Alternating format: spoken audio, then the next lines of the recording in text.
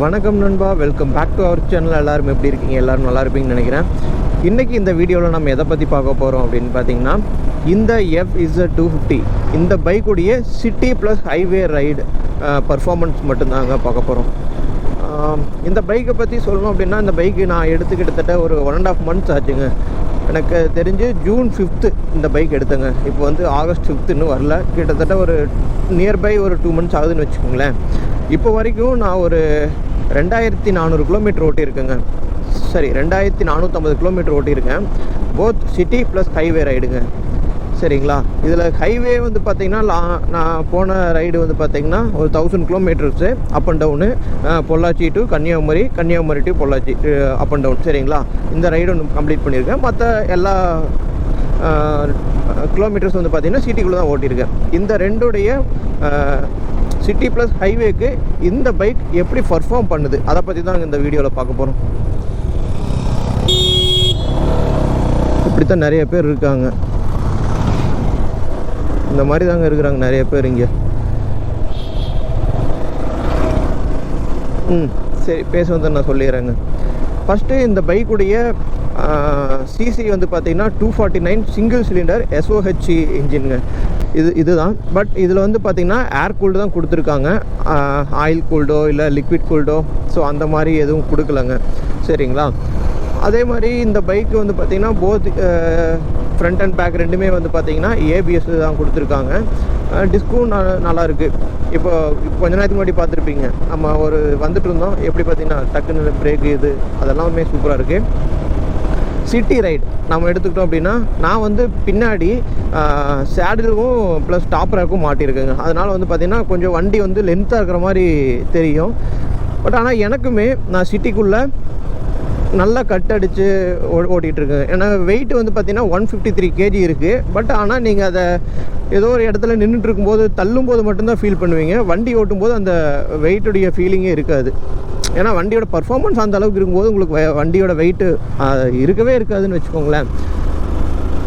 அப்புறம் சிட்டிக்குள்ளே நான் நல்லா கட் அடித்து சூப்பராக ஓட்டலாம். அதில் எந்த பிரச்சனையும் இல்லை.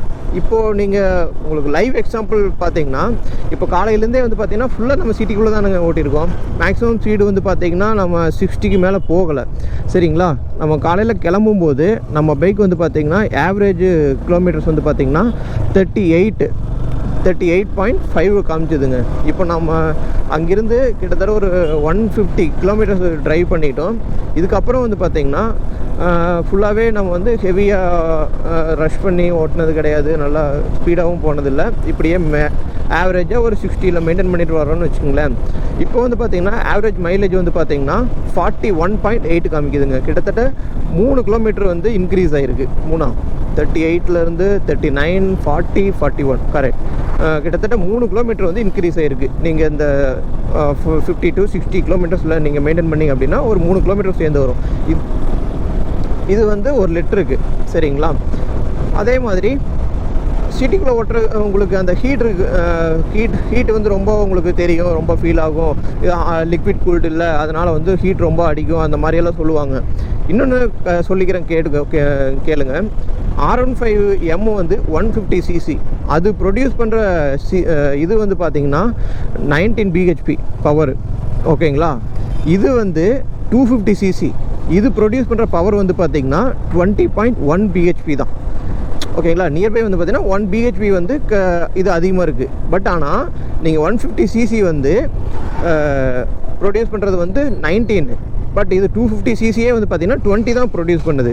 இதனால் அது கம்மியான சிசியில் அதிக பவர் வந்து ஜென்ரேட் பண்ணுறதுனால நீங்கள் R15க்கு வந்து லிக்விட் கூல்டு கொடுத்துருக்காங்க. பட் இந்த பைக்கு நார்மல் 250 cc எல்லா பைக்கும் அதர் பைக் இதோட காம்படிட்டர் வந்து பார்த்திங்கன்னா KTM இருக்குது, டியூக் இருக்குது, டாமினார் இருக்குது.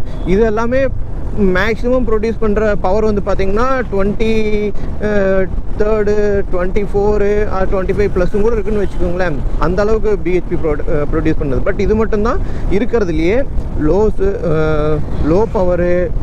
அதே மாதிரி வந்து பார்த்திங்கன்னா காஸ்ட் வைஸும் கம்மி, அப்புறம் மைலேஜும் கொஞ்சம் ஜாஸ்தியாக கிடைக்கிறது இந்த ஒரு பைக்கு தான்.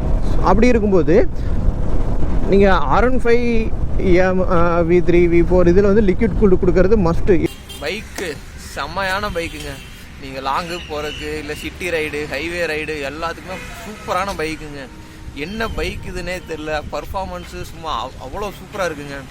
நான் 50 to 60லேயும் ஓட்டிட்டேன், அதே மாதிரி 80 to 100லேயும் ஓட்டிட்டேன். பர்ஃபார்மன்ஸ் சூப்பராக இருக்குது. இந்த மாதிரி ஒரு பர்ஃபார்மன்ஸ் தாங்க எதிர்பார்த்தேன். வண்டி வந்து பார்த்திங்கன்னா அவ்வளோ சூப்பராக பர்ஃபார்ம் பண்ணுது. எப்படி சொல்கிறது, ஹில்ஸில் அப் ஹில்ஸும் சரி டவுன் ஹில்ஸும் சரி எந்த இடத்துலையும் வந்து பார்த்திங்கன்னா வண்டி வந்து என்னோடய கண்ட்ரோல் தாண்டி போனதாகவே இல்லைங்க. ஃபுல்லாக நம்மளோட கண்ட்ரோல் தான். பர்ஃபார்மன்ஸ் ஆனால் வேறு லெவலுங்க. நீங்கள் யாராச்சும் FZ இல்லை FZ250 இந்த மாதிரி பைக் எடுக்கலான்ட்டு ஒரு பிளானில் இருந்தீங்க அப்படின்னா யோசிக்காதீங்க, கண்டிப்பாக எடுங்க. ஏன்னா அவ்வளோ சூப்பராக இருக்குது. பர்ஃபார்மன்ஸ் வேறு லெவலுங்க. City highway hills down hills செம்ம பர்ஃபார்மன்ஸுங்க. நீங்கள் 90 to 100னாலும் சரி 50 to 60னாலும் சரி பர்ஃபார்மன்ஸ் எப்பவும் ஒரே மாதிரி இருக்குங்க. அதுலேயும் நீங்கள் 100 போகும்போது பைக் 100 போகுதாங்கிறதே ஒரு டவுட்டில் இருக்குது. ஆனால் வண்டியோட இன்ஜின் வந்து ஸ்ட்ரெஸ் ஆகிறதே இல்லை, அவ்வளோ சூப்பராக இருக்குங்க.